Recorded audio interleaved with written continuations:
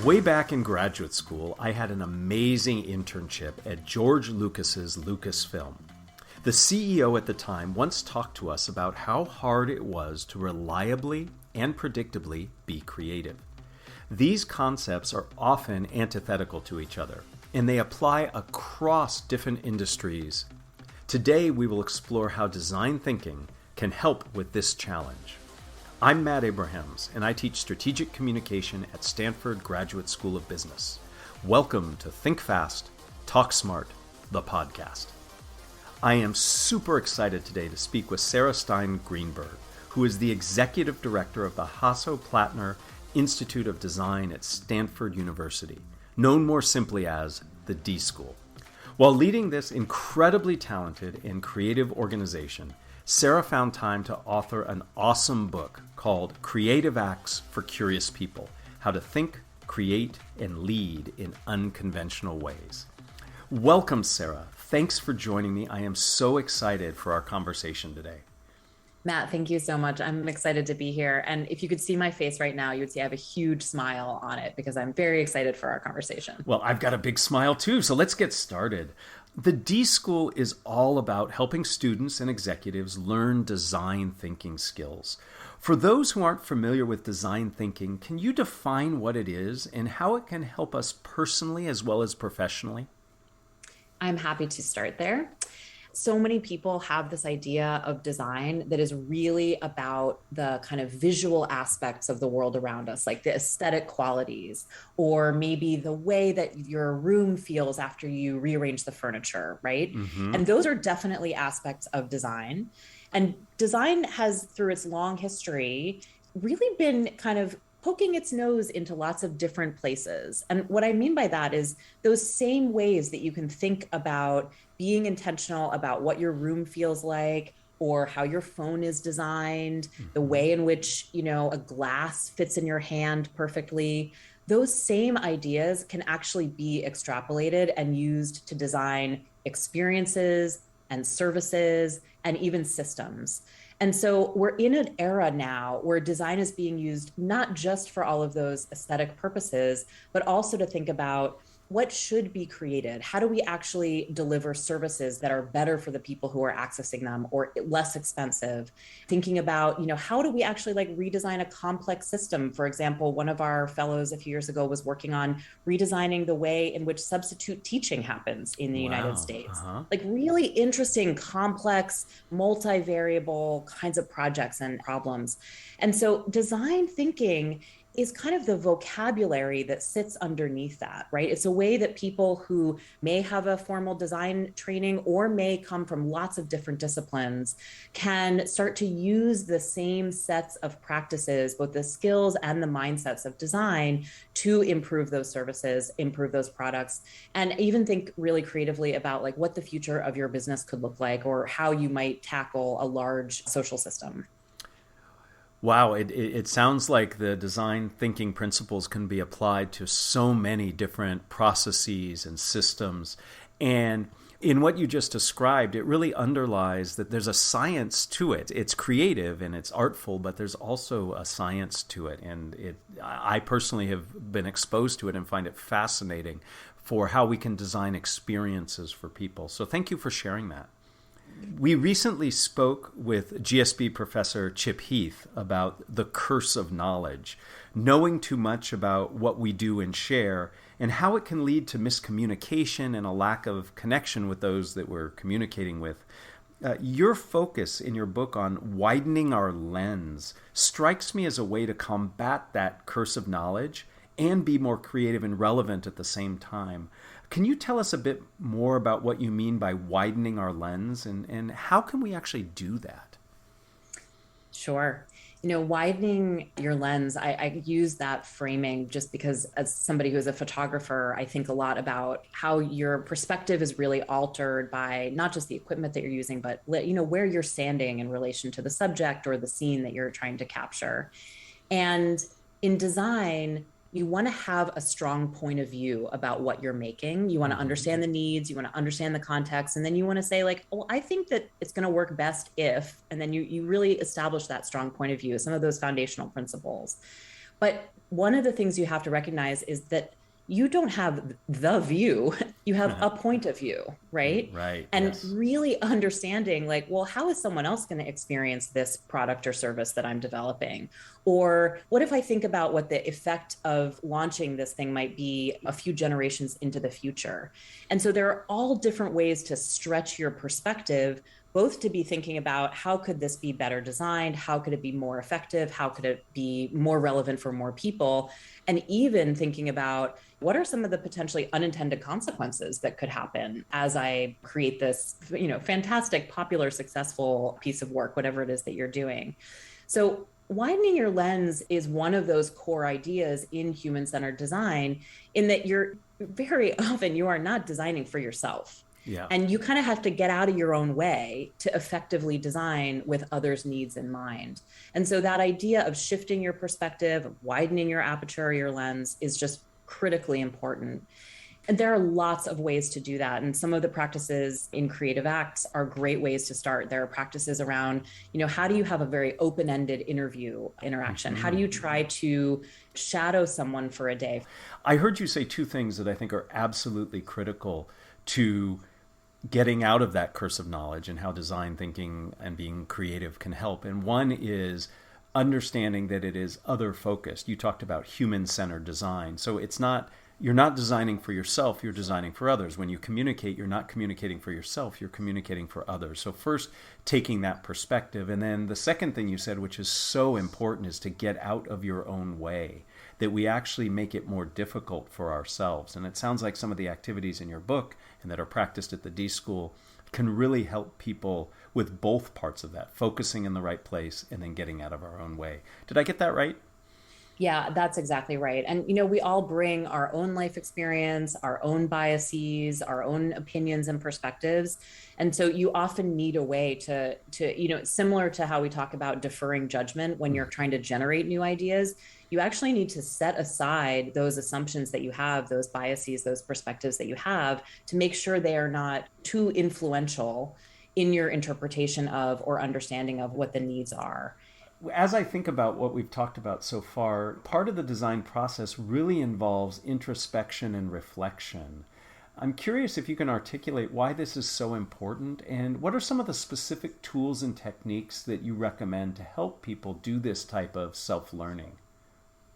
Well, it's interesting that you just framed up this idea of self-learning, because I often think about design as a process of learning in general. So, when you're starting out to design something new, whether it's reimagining the substitute teaching ecosystem, like I mentioned, our former fellow Jill Violet did, or something much more concrete and physical, you're embarking on a journey of learning, right? You are starting out with less understanding and information and insight and fewer ideas about where you're going to land, the thing that you're going to create, than you will ultimately find yourself with. And just like any other learning process, understanding what's going well and what's not going well and what could be improved, that is a vital part of really having ownership over that process. So we do a lot of work with our students and other learners around tools for reflection, thinking about, what just happened, and was it as productive, as effective, as powerful as we hoped that it was? What could be improved? And maybe even then some bigger picture questions. So I'll give you two examples of particular practices that we use. Please. So one is an individual practice, which is called What, So What, Now What, which Leticia Britos Cavagnaro and some of her colleagues created. And what they found is that when they ask students to just kind of generically reflect in an open-ended way on how class went or what they learned, or, what a particular process, let's say they were teaching prototyping that day. Okay, how did that go? The students come up with some interesting things, but when they give them a particular framework like what, so what, now what, which is simply the idea that you separate, you disaggregate and distinguish between those three different buckets. So what just happened? Name all the details. What did it smell like? What was the feeling that you had? Specifically, what happened? And then so what, which is like, well, what were the implications? What did that lead to? What happened as a result? And now what, which is like, well, what does that mean? What does that suggest for the future? How do you feel about that? those bigger introspective questions. With that particular rubric, the reflections that the students do are of much higher caliber and much more powerful as a learning tool, as a self-learning tool, as you just said. So that's one great example of a practice on the personal level. And then one of my favorites from this collection is called I Like, I Wish, How To. And that is a practice that we've been using at the D.school from the very beginning. And it really is wonderful as a group to go through an experience together. That could be a day of class, that could be a workshop, that could be a tough year at your company, and do a group reflection using those prompts, I like, I wish, and how to. And that is a non-judgmental or less judgmental way to still be able to say, like, hey, here's what went well, here's what I wish for, and here are some other ideas that are starting to come up about what we could do to change things or improve things. Well, I think we have bingo now, because anybody who knows me and listens to this podcast knows that what, so what, now what is a mantra that I sing the praises for all the time. And I love how you apply it in terms of self-learning, in terms of feedback and introspection. And having tools, as you've discussed, to help us do that is really, really helpful, because for many of us, it's really hard to take the time to do that reflection, and having specific tools can help. In thinking back to all of the various activities and techniques in your book, can you identify one that has really helped you personally? Yeah, I mentioned I like, I wish, which Yes. has been quite important for me. The category that I'll share that I think has been really useful for me, particularly in a leadership role, to remember to practice consistently, is around using those first few minutes of any meeting or work session to set the right tone and to get people already starting to practice some of the behaviors that you want to see come out in the work to be done through some kind of warm-up activity. And I have kind of a strong point of view that, like, icebreakers are fine, but usually what I'm doing is not trying to just get people to break the ice and know each other a little bit. I'm actually wanting people to start to rehearse the same behavior that we need to then practice as a group. So the activities that are around building trust with someone, that's a wonderful warm up to do if you're going to have a group then start to launch an interviewing process, or even if you're just going to try to make a hard decision, right? That's a really good time to use that as a team. Or the activity that's around coming up with lots of metaphors and similes for complex problems or topics. That is a great warm up to use when you are launching a storytelling session, or you are trying to figure out how are you going to present your really cool but kind of esoteric new idea to a group of people. So I like to really match the nature of the warm up with the work at hand. And if I'm the one who's leading the class or the workshop, I'll then be very transparent for folks. Hey, the reason we started with this is because it's going to lead right into what we're doing today as a group. And I find that that helps people get like right into the right mindset and the right kind of skill set for the work at hand. I find that so refreshing, because so many people do icebreakers just for the sake of doing an icebreaker. And this notion that the activity you initiate with can actually serve as a signpost for what's to come, or get people to rehearse and practice skills that you'll be developing, I think is really powerful. And I encourage everybody to think about, when you initiate a meeting, a presentation, any kind of collaboration, how can you start with some kind of activity that gets people focused and engaged, but also begins working on the skills you're trying to build. I really like that idea, and will immediately begin applying it in the work I do. Before we end, I'd like to ask you the same 3 questions I ask everyone who joins me. Are you up for that? Yes. Excellent. All right, here we go. Question 1.